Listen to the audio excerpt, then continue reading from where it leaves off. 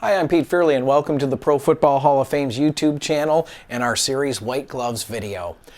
The Hall of Fame is home to the world's largest collection of football memorabilia. We treat them like artifacts, and our curator said that I can share a piece with you each Wednesday throughout the 2011 NFL season as long as I wear these white gloves. Because one of the worst things you can do as far as caring for memorabilia is get the oils from your skin on what you're touching. So these white gloves will keep me from doing that. I'm also going to be very careful not to touch this helmet by the face mask because we are here for long-term preservation. We do not want to damage the helmet.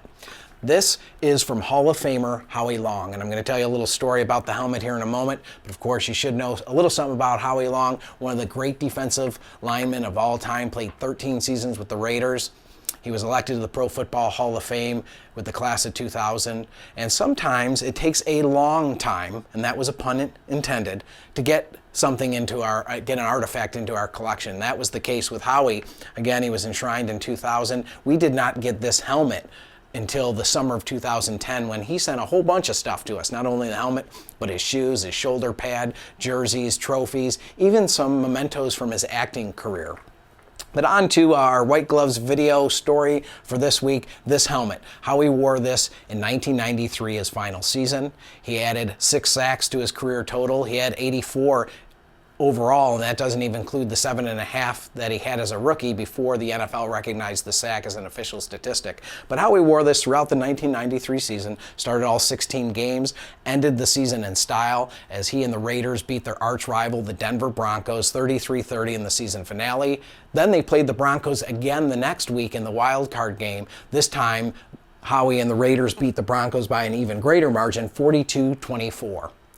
The following week, and it may have scared Howie away from playing in the NFL, he and the Raiders went to Buffalo to play the Bills in Orchard Park.